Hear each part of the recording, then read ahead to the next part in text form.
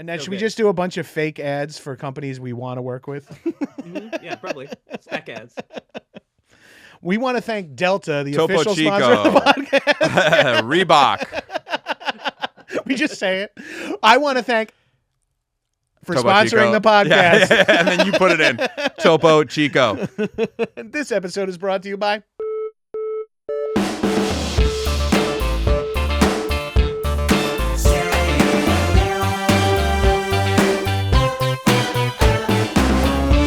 Hey, everybody. Welcome to Staying Alive. I'm your host, Adam Pally. I am your host, Jon Gabrus. And as always, we are going to be talking to anybody and everybody who has a secret or open way that they like to stay alive. Look, we've done a lot of stuff in our careers about partying, about consumption, and we both hit our early 40s, and it's time to maybe consider staying alive.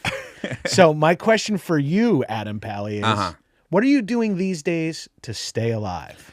Well, I take a lot of pills in the morning. Familiar with that game. From vitamin D to potassium to magnesium. Fish oil in there? Fiber, a little bit of fish oil. And then my meds, antidepressant, ADHD, reflux, statin, and blood pressure. Okay, yeah, I'm familiar with the pill game. I have now had to make sure I eat breakfast so I can swallow my fucking handful of like life. And I got fish oil, fiber, multi, C, D. Got 2 different blood pressure meds. Okay.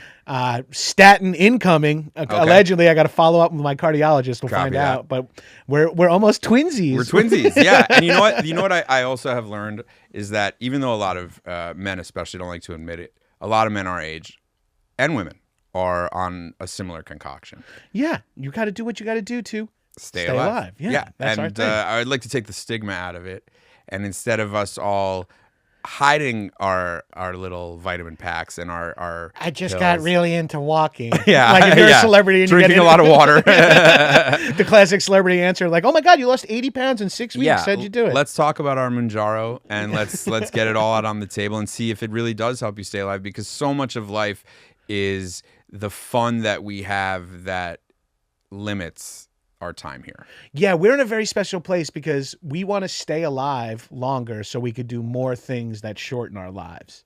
So we're like playing at it from both sides in an interesting way. Like, because I want to live longer to have more But experiences. that's what life is, right? Isn't life a balance? So like you want to do the things that make you happy in moderation because too much of them will hurt you. Right. And because it would make you happy to be around longer for loved ones and see more and so it's a balance. See where this like future of VR porn goes. Like, yeah, because we're close, man. I saw that robot. I don't want to die until I can get a fleshlight that looks like... Never mind. No.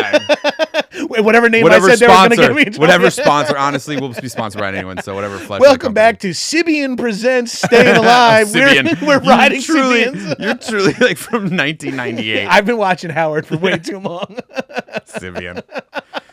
We're going to have Chris Gethard in here riding the Sibian. Well, we should introduce our first guest. Yeah, I'm sure the listeners are tired of talking to us. Well, it's always the worst. It's like when you tune into a podcast and then you have to like listen to the host for the first 3 minutes. It's like, come on, let's. Yeah, I'm on hour 6 of talking about my guitars and cats. Nobody wants that. Yeah.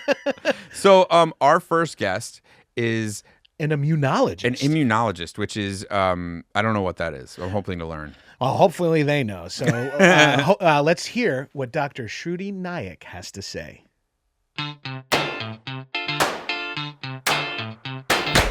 You crushed that. You've never done a podcast? Not this kind of podcast. What What's kind of this podcast? kind? Like I do science podcasts. Yeah. Oh, okay. Well, we're about to get pretty We want to know the sciencey. truth here. But it's not as, it's not as well produced. Like there's one mic for everyone. Oh, really? There's plenty like of when- lab coats, but one mic. A science podcast is like when Fish does Freebird. A cappella, gathered around a mic. Pretty fun. I'm glad you got that reference. I feel like we'll be friends. Anyway, welcome back to Staying Alive. I'm Adam Pally. With me is Jon Gabrus, and we have our guest today, the incredible Dr. Shruti Naik. Hi, guys. Thanks for having me. Of course. Thanks for coming on. You are an immunologist, but before we get into what that means, because we didn't have time to Because I have no idea. I vaguely have a reference. Yeah, we have producers who have told us, but we were all zoned out thinking about coffee the whole time. But before we get started, we ask all our guests this. Dr. Shruti, what do you do to stay alive? It's a tough question because I work a lot, so Right. it needs to be minimal effort. I think the thing I probably do, and I've done, I just turned 40, so that Hell was yeah. a big like Preach to it. waking up Love moment it. where you're like, I can't just put garbage in my body and Yes, let right. it be okay. So the thing I've really done over the past couple of years is cut down on my red meat intake and eat more vegetarian food. Like plant-based or vegetarian food? Like vegetarian. I'm not full vegetarian, Okay. right? Like I still eat meat. Right. But But the frequency has gone the down. frequency has gone Now- down significantly. Now that's yeah. interesting because there's a whole obviously like group of people who from Atkins on who have sworn by like meat, protein. The carnivore diet's a big thing, especially because I'm sure you're watching this on YouTube and you've just watched 8 other wellness podcasts with Yeah. guys who are the color of hot dogs saying we've done nothing but eat red meat for years. Yeah, and so like, so there is clearly like a discrepancy there. So like, tell us why the. Or how it makes you feel that you've done that. Yeah, Do you feel better? Because my wife's the same way. She just cut out red meat and she says she feels so much better. Yeah, it's very funny because I used to like love red meat. Like there was a summer when What I was was your jam? like anything like steaks, bison. On it. Bison? Yeah, oh, I love bison. Damn. Yeah, like so there was a summer when I decided I was going to give up red meat, and I went to 2 places where like you can't not eat red meat. I went to Kobe, Japan, Okay. and Montana, and like I was just like, this is the worst Well, idea that's where ever. the bison probably was. Right? Yeah, and like those are my 2 favorite places. But I look back at that summer, and now I can't imagine eating that much red meat in a summer. I think your physiology changes, right? Your body, like aging is a real thing. Of course. And that hits you like a rock. Yeah. Yeah. When you're For me, I call it like I went through a thickening. You know what I mean? Like What's I like was a blood thickening, a a waist blood thickening, a waist head thickening. Everything Yeah. just got thick. My skull. my skull. Like I was not a Liver. I was neither way, nor chunky nor skinny.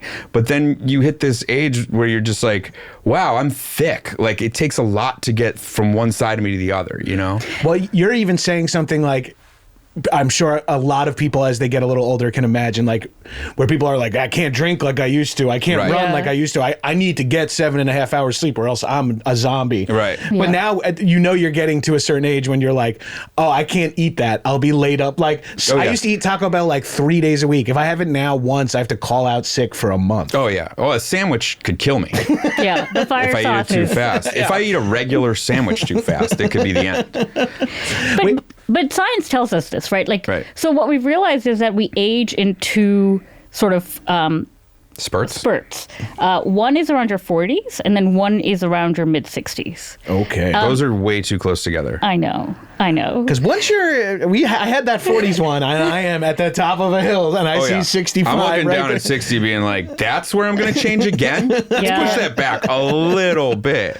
I mean, that's terrifying. Enjoy your 40s. Yes, that's shit. I God. already enjoyed my 20s and 30s. I'm trying to lock up in my 40s. Oh my God, the way you looked at me right there. You were just like, enjoy your 40s because your 50s are going to be hell. Could it turn that fast? I mean, when am I going to have a heart attack? Oh my God. I mean, look at me. Look You're at like me. corner. Yeah. Look at me. Hopefully never, right? Wait, You didn't say that at first. Your response was, oh my God, am I going to have to tell this guy when he's going to have a heart attack?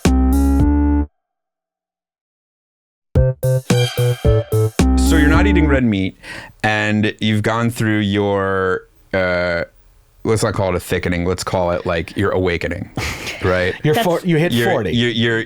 That death is that the things that you're doing could affect when you die, essentially, right? Now, immunology. Because you're not thinking about that in your 20s, really. Right. No, in your 20s and your 30s, you're thinking just like what is fun? What is good? What is Yeah. life? How do I stave off depression? I couldn't even picture 40 when I was 28. When I was No. 28, people who were 40 were so old to me. And now that I'm 42, I'm like, get this fucking 28 You ever hear the year-old Jimmy out. Buffett song, A Pirate Looks at 40? It's really, I mean, I'm not a parrot head or anything. I'm just saying it's a good way to. Anyway, You've mentioned Fish and Jimmy Buffett so far. You Yeah. are practically 65. I You're guess I'm ready to go. Anyway, what I was going to ask you as an immunologist is how much of that is genetic? You know, like how screwed are we off the bat? Yeah. So should I explain what immunology is before? Oh, that'd be great. We forgot to do that. I mean, I'm assuming the listeners might already know, but we at least don't. So we would have to hear. It means something about doctors, right? Yes. Yeah. I'm a mouse doctor, by the way. What does that mean? I don't cure humans. I cure mice. I'm a research scientist. Thank God we were running low on mice. Yes, Yeah. I know. So essentially, my job. Let's take a step back. Like, where do your medicines come from? CVS. Oh, I just heard about this. Mostly Puerto Rico. But like who discovers them? Who tests them? Oh, that's a good question. Pfizer or the big pharma?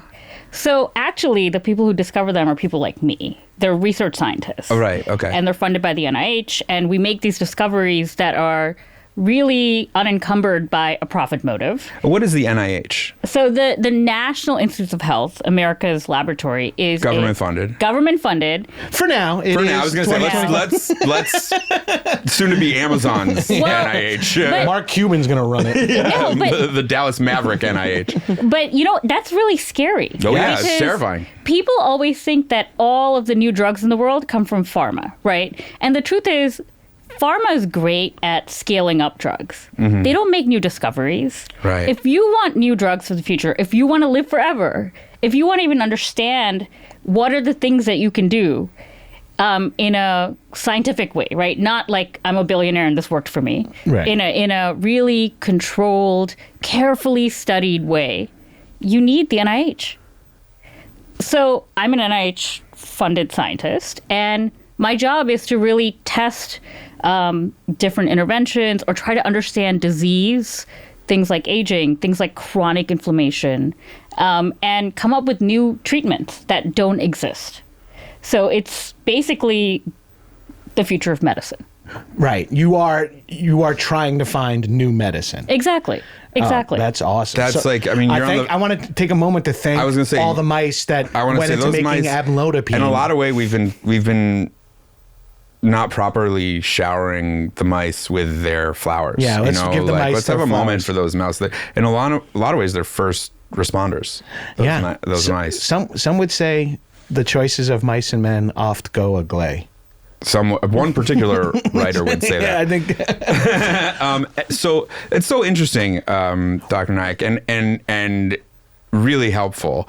And so I'll go back to my question again because I'm interested in this part of it as well, because it feels like genetically people are always battling, right? Like people are saying, well, I don't metabolize that way, or this is just the way I'm built, or be happy with my body, or however it is. Or like everyone in my family has heart disease. Exactly. Yeah. Whatever it is, it's like there's a genetic, again, are you screwed from the jump?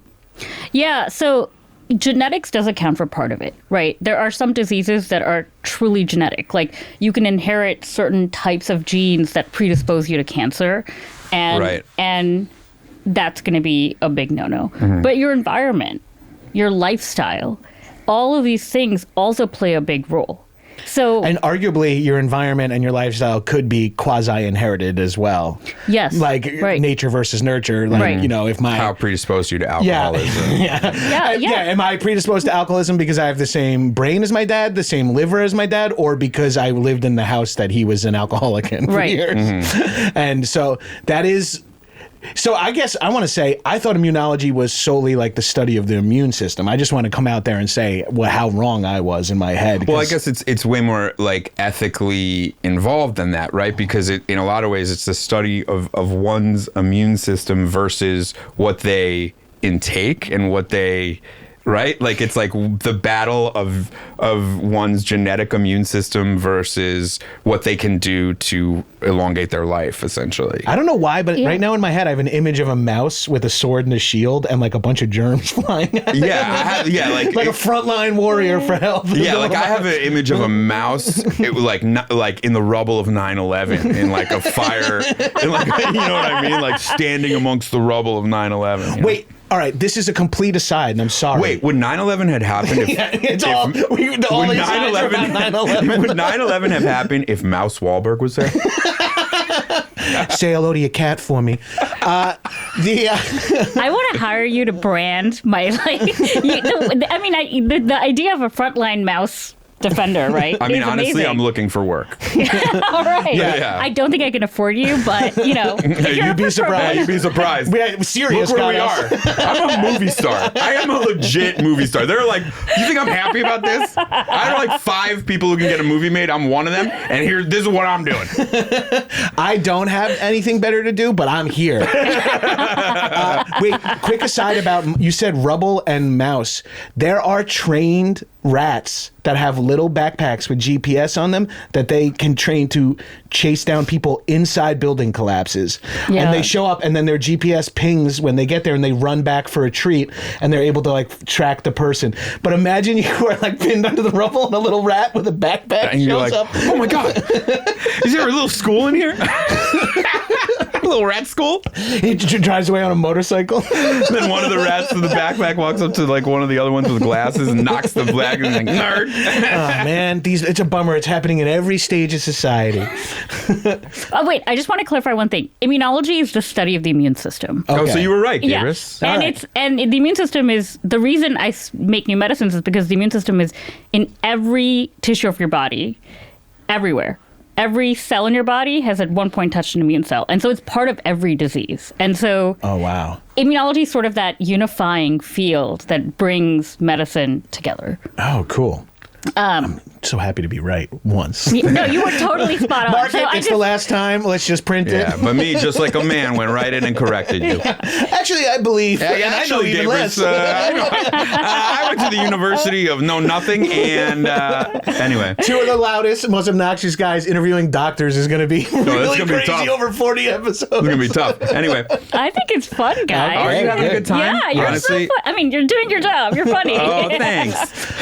Did you always know you wanted to study immunology in this way? Was this like a little kid thing? Was this is this an inherited trait? Is this Yeah, what's your origin story? Did you get Oh. sick and you were like, the doctors missed it, and you're like, I'll never let that happen again? Oh, it's actually none of the above. Oh. It's actually very atypical for scientists. Oh, okay. Did it's- disease kill your father? No, disease did not kill my father. I think his crazy wife did. But that's a different story. We'll get into that in a second. That's a different story. We'll get into that in a yeah, second. so I actually really wanted to be a stand-up comic. Get No out of here. fucking way. You I have a think you really cho- good, I will say, and you chose wisely. I would hate to take the words out of your mouth, but you do have a good presence about you. Like, I could see you being really easy to watch. Okay. Yeah, and you have a great voice. Yeah. Like literal voice. Maybe you should Like, think about it. Yeah. Really? Fuck this. Well, yeah, I mean, especially you want to take since- a 95% pay cut. And Yeah. I'm sure immunologists aren't the rich kind of doctors, but I'll tell you what, comedy, unless you're ready to, have right-wing politicians on your podcast, you're never going You're never going to make it. But I will Shout say, out all of you that are I will willing to say do that it. once your government-funded operation gets shut down, you might want to think about doing a 5-minute set at the Cellar. Okay. I will. Or Why move not? to Austin, Texas. Yeah, so and this was like high school. I was like in the improv team, whatever. Cool. Never took a science class. I was not very good at school, and I was a little stoned, and like just something on PBS came on that had to do with like glow in the dark bacteria. And this woman who I now know, she's amazing. She's at Princeton. This woman named Bonnie Baxler.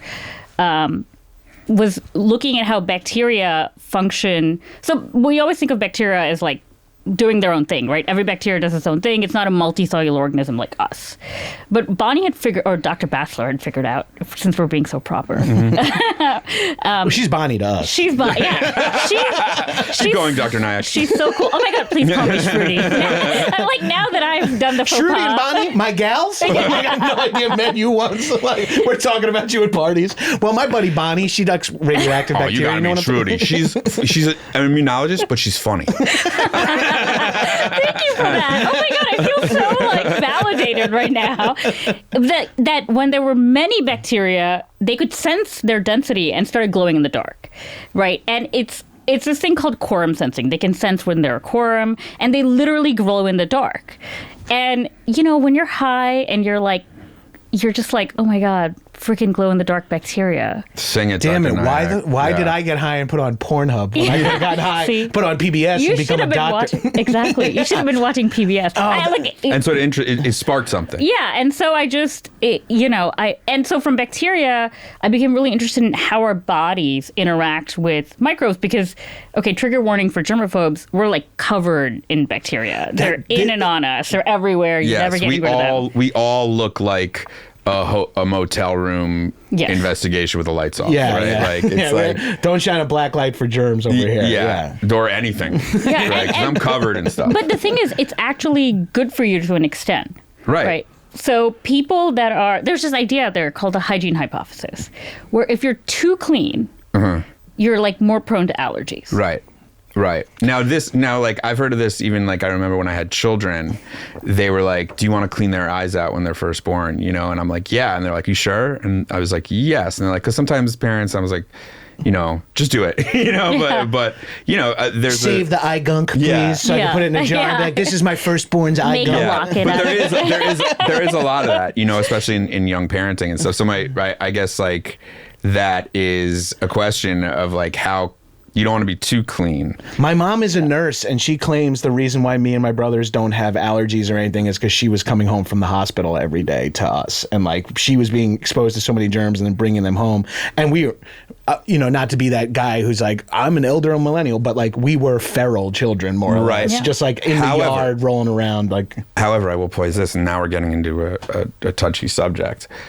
How does immunization affect that? Because we haven't decided if we're pro-vax or anti-vax as a pod. We're waiting to see who wants to advertise. Yeah, like honestly, I'll say this right now. Like I'm vaxxed to the gills. Yeah, I'm boosted. I'm boosted. I'm vaxxed. I'm all of them. But if someone would like to pay me to tell people not to vax, No. I'll do it in a heartbeat. I'll do it like that. Call me Theo Vaughn, because I'm ready to spout it. Welcome back. We are saying bald eagle meat is the only way to fight COVID. Yeah, no joke. Get your bald eagle meat at promo code Staying Alive. Best you can do is shoot one out of the sky. But for real, like how much of immunization does affect that? Especially as a child who is immunized to the gills. And I'm assuming your mother, who's a nurse, was immunized. Everybody got immunized at that age. So I don't know anybody with polio. Right, exactly. So, but I do know some people with kids with measles.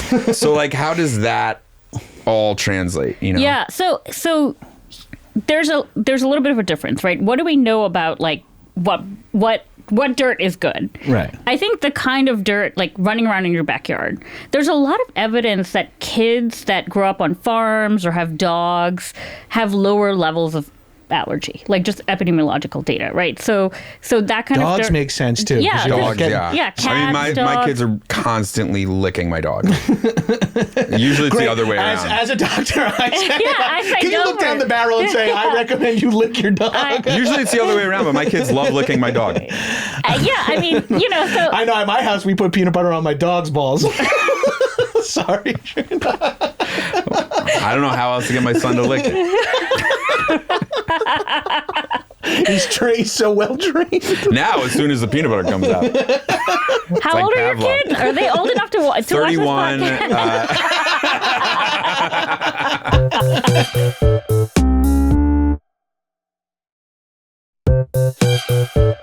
Your question about vaccination is a really good one, right? Because that's another way of activating your immune system.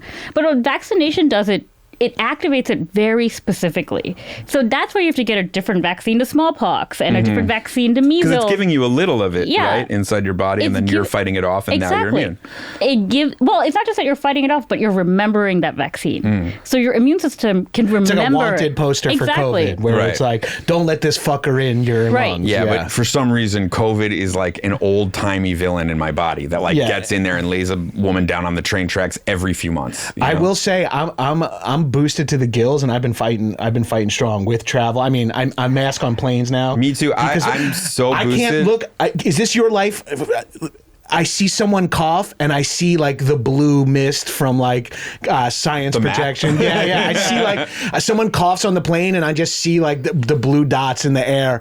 And since COVID, and I never thought about this beforehand. Now when like I'm like, this person is disgusting. They're not covering their mouth. I'm like so overwhelmed by it now. Yeah, I mean, so how do you walk around knowing that? You know what I mean? All the time. Like, do you take the train? I take the train. I work at a hospital. Hell yeah. Yeah, I mean, in the winter, I definitely You mask up. Yeah, I want to mask up because it's not just COVID. Like a lot of things go around. Influenza, RSV, Los Angeles. yeah, exactly. Air quality. Right. So, you know, I mask up. And Also, if you mask up on the subway, when you get that empty subway card that you don't realize is because there's A shit in there. yeah. shit in there, the but smell. now you have a mask, you can sit. You can sit right in the shit. You don't even know. Yeah. Wear full PPE and you can sit wherever the hell you want. That's why I always walk on the train in an outbreak hazmat suit. You got one of those showers put in front of your house where you get like get misted as you Every strip time I out. come home, it's like Silo. I mean, but a New Yorker would never walk in an empty car. No, like no, that is never. just, No. you know, you kind of. It's either the air conditioning's broken Yeah. or someone has used Or it as a someone bathroom. Or it's a Yeah, bathroom, yeah. or there's two people having sex in there. Yeah. Or one person. Or having one sex. Person Yeah, having sex in one there. person. Probably more like Yeah. one. And a mouse. With a shield. A mouse in a hazmat suit. I thought the car was empty. Why did they train me for this? So you talked a little bit about smoking weed, and that's a pastime of ours. A daily hobby, however you want to phrase it. A pastime. We're both actively trying to We're reducing our consumption. our consumption so that we can enjoy it more and also not be dependent on it, all those things that you seek to do to better your life. But clearly, as someone who openly has smoked marijuana in the past, like what's like a cheat day for you? Like, and when you do it, like when you have a glass of wine, are you instantly like, oh, I shouldn't have done that? Or do you have the same human response that anyone does where it's like, well, it's a night out and I'll recover? Like, how does it work for someone who... Take a hit of weed, I'm ordering a 76-ounce porterhouse. Fuck this red meat shit. I'm going in. Basically. We're going to Keens. Yeah.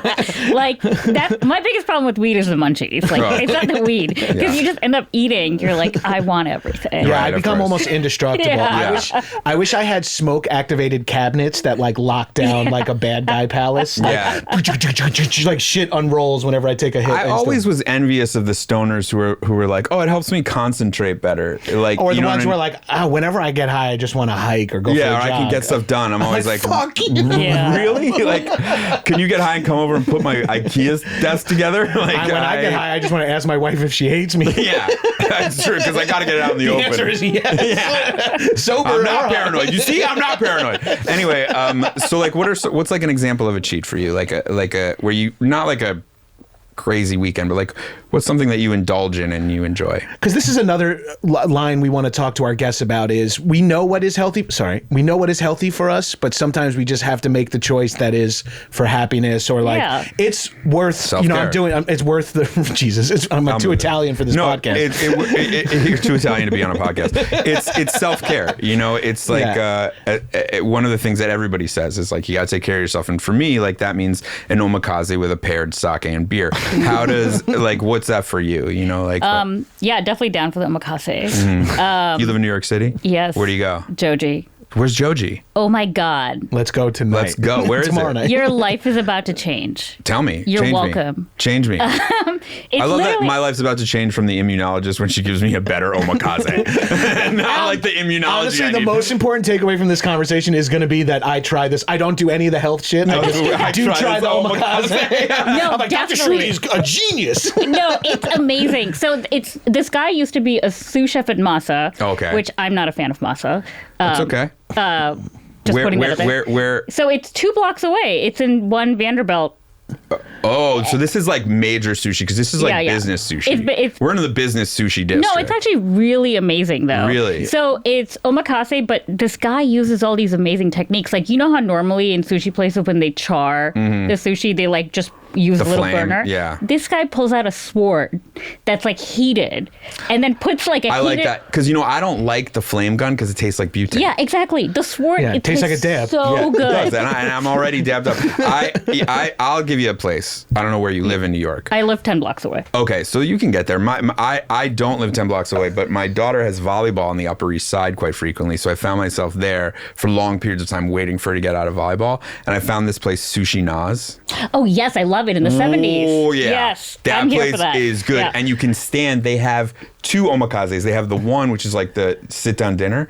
Or what I do is you can get the hand-roll omakase where you stand. And you just house it, and they pour you sake and beer. You're just standing. Yeah. So it goes a lot quicker. They're like, your dad should be here any minute. You just show up with like mercury poisoning. Sorry, hon, get in the car. Crab in my beard. You have like a to-go cup of roe. To-row cup. I'm just banging lines of it. Can I get go-to-row? That's so funny. So what as an immunologist, like, what are the things that you would prescribe as like, here's a quick way to feel better? You know, people walk around, I feel like, a lot in both a mental haze due to their phone and then a physical haze due to the amount of microplastics in our testicles. And, you know, I'm Robert Kennedy will fix it, but like, Oh my God. what's like your Get the microplastics out of your balls. when you listen how good my voice is now. When you first encounter someone at a party like we do and they're like, tell us a joke, and you just want to give them a quick thing to like, here's what I would say to feel better. What's like your hip shot advice? Yeah, I mean, I hate to say this, but like cruciferous vegetables. Really good Cruciferous for vegetables? you. And cruciferous vegetables and Does that things mean like leafy greens? Yeah, like broccolis, Spinach, cauliflower, anything that's like kale. No, like I've mentioned anything 2 that things has, that aren't it. Yeah, those are leafy vegetables. Oh, right? okay. Cruciferous is like Anything that's tree-like. Yeah, like that. It looks like a little flower. Yeah, like cauliflower. Yeah. Things that are fermented are really good for you. Sauerkraut, kombucha, kimchi. Yeah. Kombucha. Yeah, I gotta get yogurt. I gotta Really get good for you. kombucha back in my diet. Like those are all things that sort of feed your gut bacteria. So the right? gut bacteria craze is real. Yeah, no, that's legit. Like, I mean, so if you take a mouse and put it on a hamburger diet, you see its bacteria change in like 3 days, and then you see its metabolism just go down. Whoa. So what's good for the mouse? What's good for the mouse Cruciferous- is good for the man. Cruciferous vegetables. So all the things I said actually. Then why do they want cheese so bad? I gotta start putting broccoli in a trap. I gotta put broccoli in my trap because the mouse that I'm chasing is swole. I keep putting little Bear Bell protein bars down there. Promo code Staying Alive. No idea if they're sponsors. We're just doing spec ads on I'm trying to the get this mouse out of the wall, so I built in a tiny gym. Yeah. Oh, so of course vegetables are good for you, right? Yeah, I guess it's just like the specific kinds because like I'll go into a juice press, you know what I mean? Yeah, and yeah. there's like different kinds of green drinks or whatever. And I always go for like the spinach, kale. I always thought that was the most collard greens. Like I thought that was the one that was healthy. But now I know it's really the ones of the flowering. I mean, right? those are also healthy. Right, I, but, you know, I'm not saying- but what's better for your gut? probably the cruciferous ones. Right. Yeah. But you don't see a lot of broccoli juices at juice No. bars because No. I don't think it juices as well as the Why leaf. doesn't it juice as well? Because of the tops? I think, yeah, who Can't knows? you juice any? Like, why couldn't you broccoli juice? I mean, I'm sure you could. They just have more fiber than fluid. Right. So you really want to get that roughage. You want the fiber. Yeah. Like that's what's something good. I'm trying to add in 2025 is I'm trying to up a friend of mine who's a bit of a nutritionist was like, he's like, if you, before you even try cutting stuff out of your diet, add X amount of servings of vegetables a day. Yeah. And you'll have to cut other stuff out to make room for all the extra vegetables. And he's like, and it'll do wonders because I have like some GI issues, like anyone who's overweight and consumes whatever they want, whenever they want. I mean, I take Metamucil.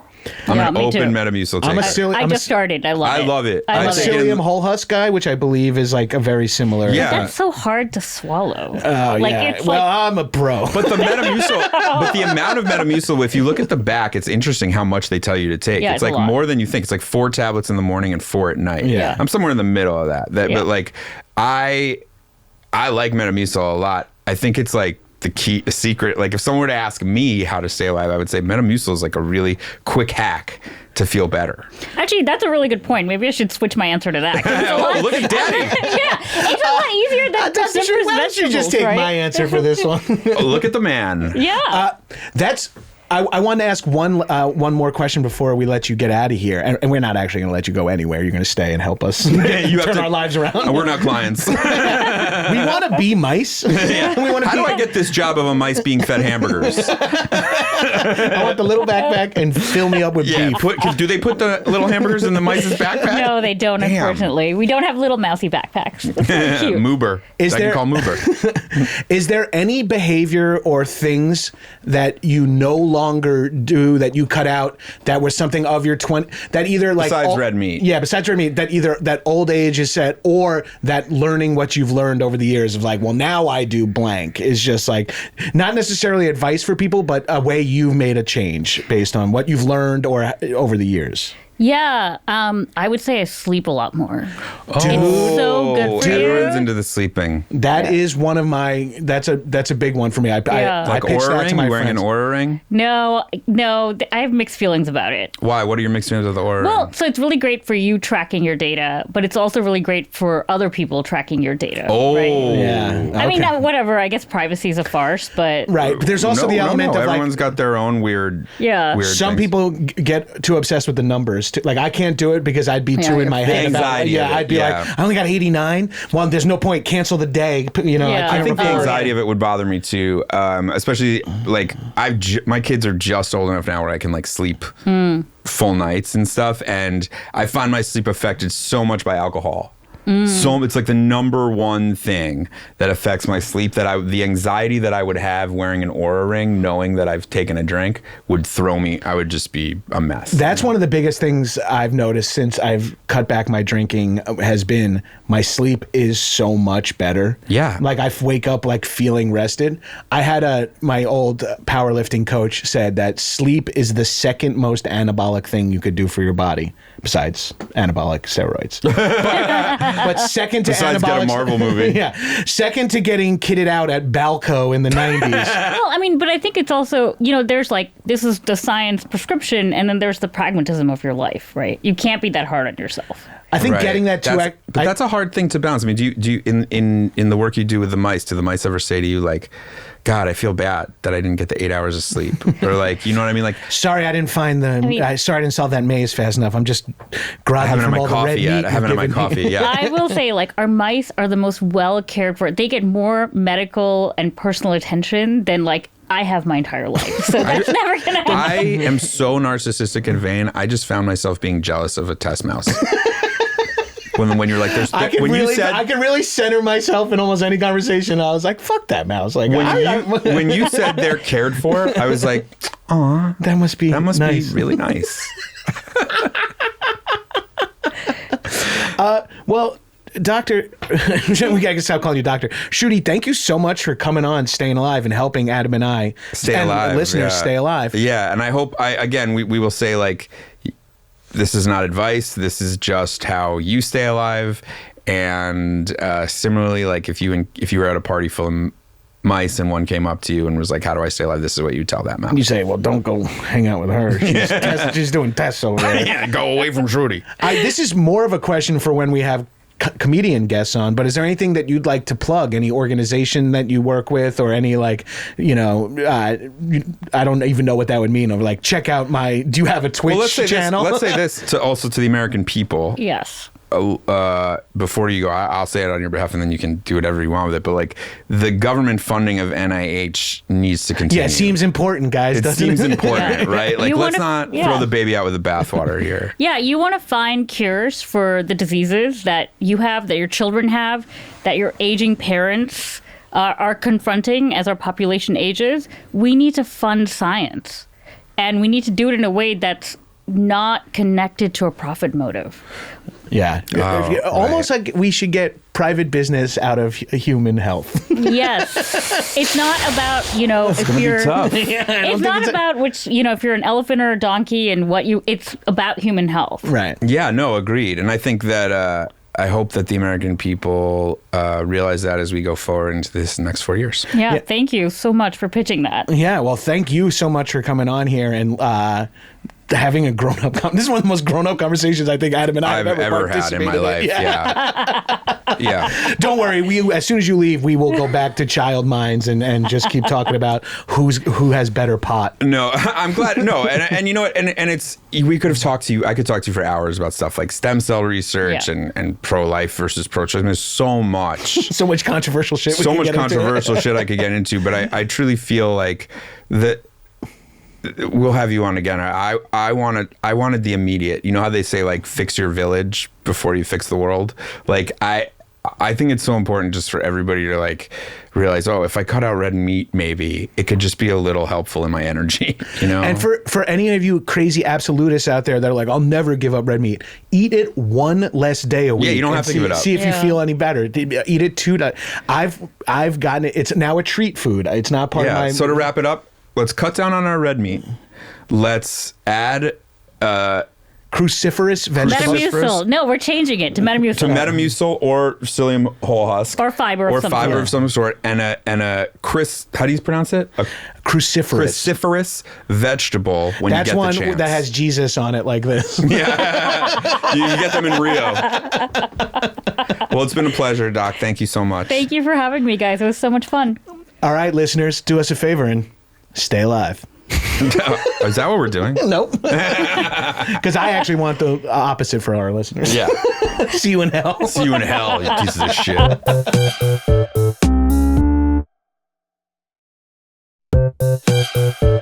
Things have changed in the government science world, and Shruti, we wanted to have you back on the podcast to get an update how things are looking at the NIH. Yeah, what's happening over there at the NIH, if anything anymore?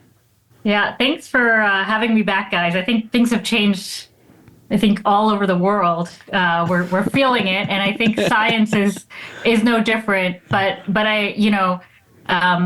I guess I'm just here to sort of highlight that we won't feel the effects of what's happening at the NIH or the CDC or the FDA overnight, but losing our disease monitoring for new viruses, for new pandemics, losing essentially, research into vaccines, research into viruses, because apparently there's no more COVID, but what about the next COVID, right? Like, yeah.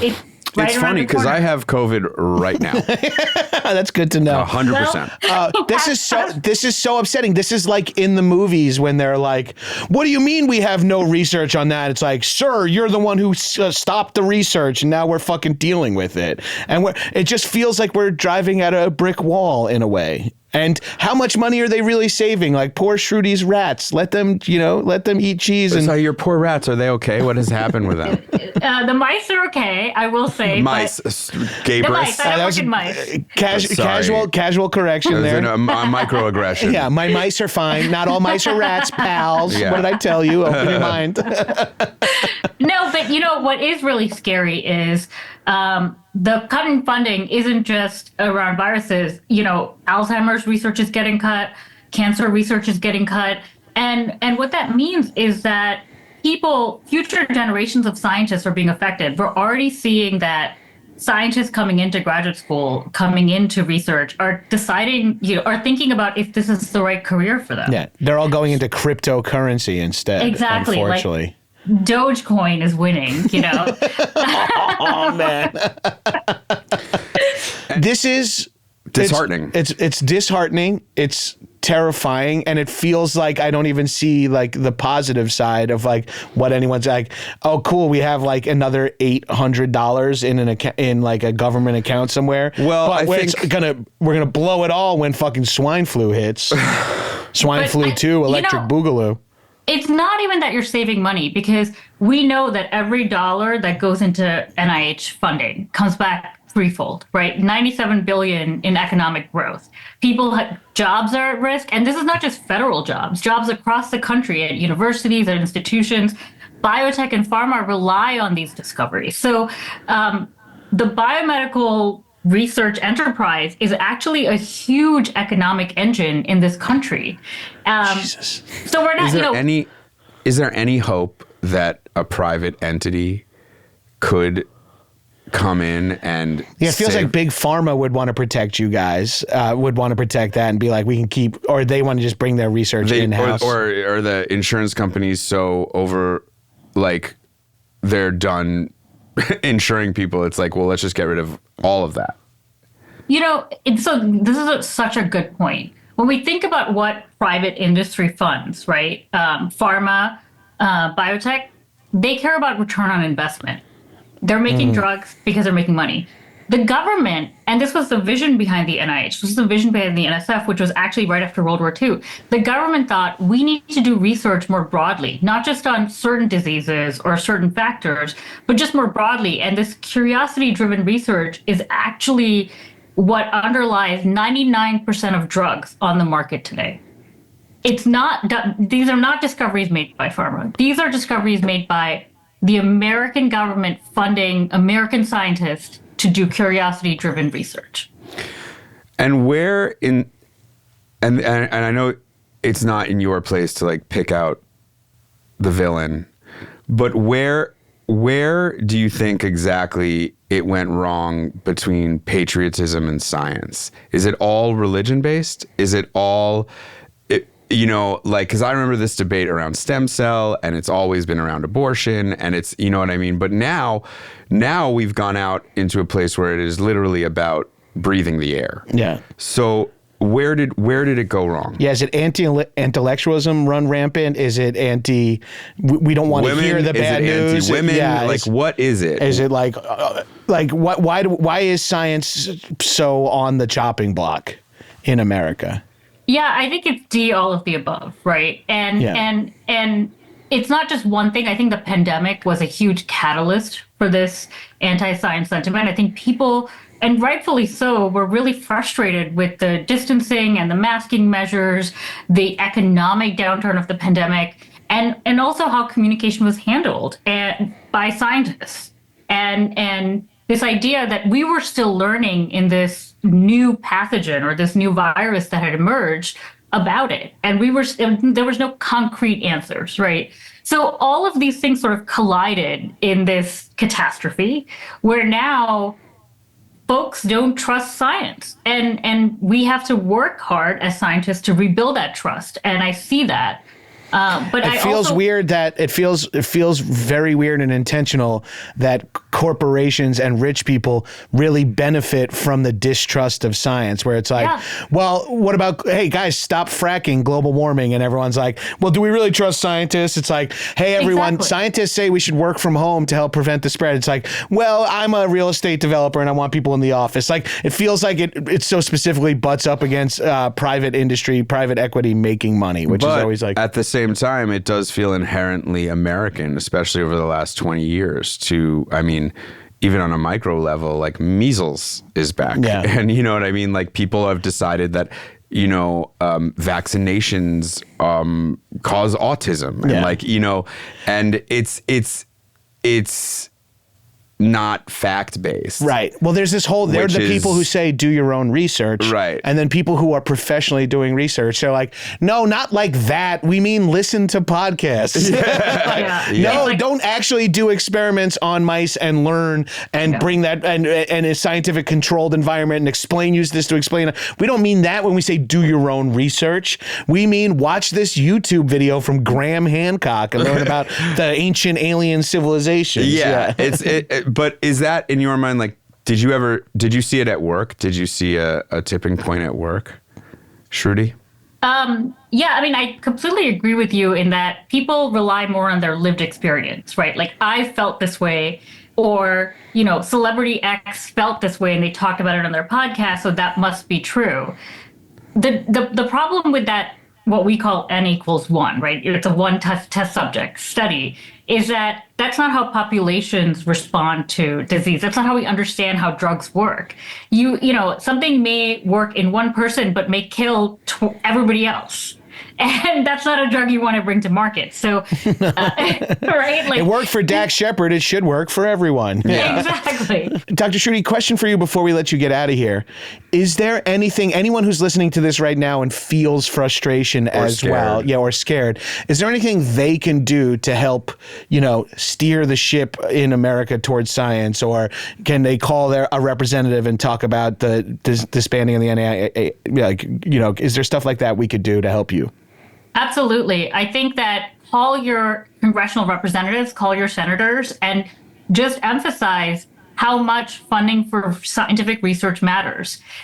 This supports clinical trials. This supports next generation drug development. It supports disease monitoring, pandemic monitoring. These are really, really important services that the government is providing for people that no private company will. And you don't want a private company to, because you don't want these services to be for profit. You want them to be public. Right. Will there be any public service left after 4 years? I don't know. Like, that is such a depressing question. I know. I'm knocking on wood. As if that's going to stop the flow. Will there be like buses and trains? Yeah. Streetlights. Like, will there be streetlights? Yeah. Like, will there be, or is just going to be Deadwood? That's fucking crazy. Even in Deadwood, there was like guys who got to own their own property and stuff. Yeah, but like BlackRock didn't take over. Inherently, like, will we be allowed to own our property? This is terrifying. Yeah. I live in. Thanks for checking back in, Shruti.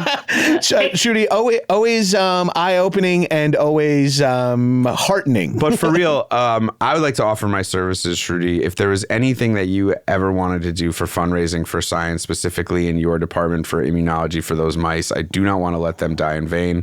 If there was anything comedically that we could do, like a live show or a live cast, anything. We have so few skills, but if we can help you in any way, please don't hesitate to reach out. Yeah.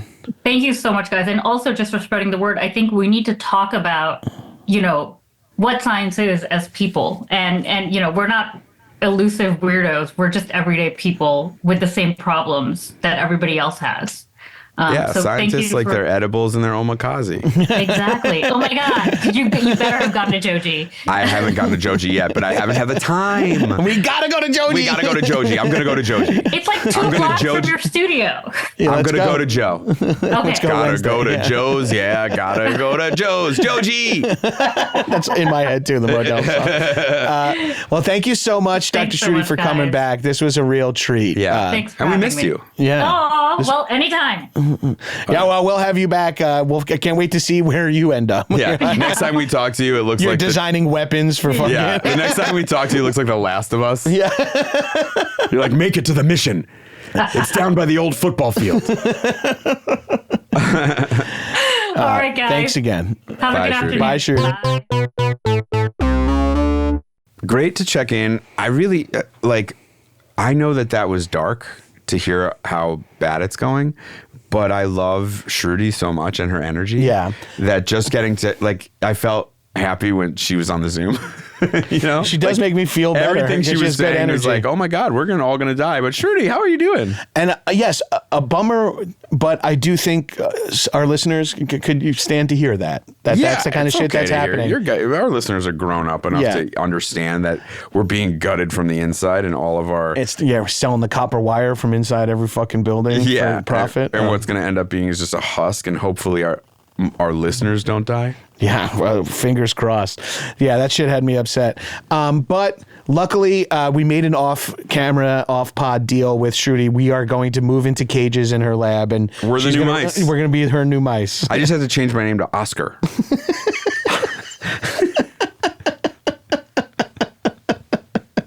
She wants me to call me Stuart Big. Yeah. Apparently, I'm now Oscar Wellington, and I have to wear a top hat and a monocle. Oh, she wants us to be jaunty mice. I had no idea. She gave me a harmonica. She says I have to lose my eyesight to be one of 3. I don't fucking know. But hey, if you need me, Dr. Shruti, I'm on board. I'll walk through a maze for you. Yeah, I got you. I love cheese. And she refuses to call me a guinea pig. I've been begging to be called that. Well, take the costume off. Well, good luck. I'm going to Richard Gere's house right now. Whoa.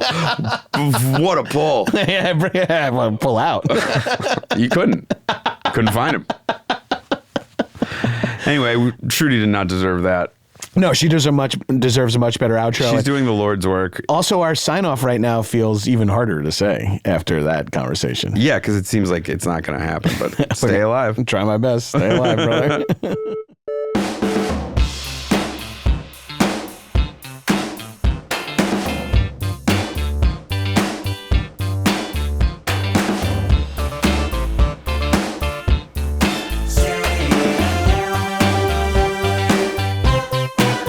Nicer to yourselves. Yes. I feel like you guys are really hard on yourselves. Yeah, we get that a lot. We kind of thread the needle of narcissism and self-deprecation. Yeah. That is like a very special breed. Good note. Yeah. You're great. Really good note. Yeah. Good note.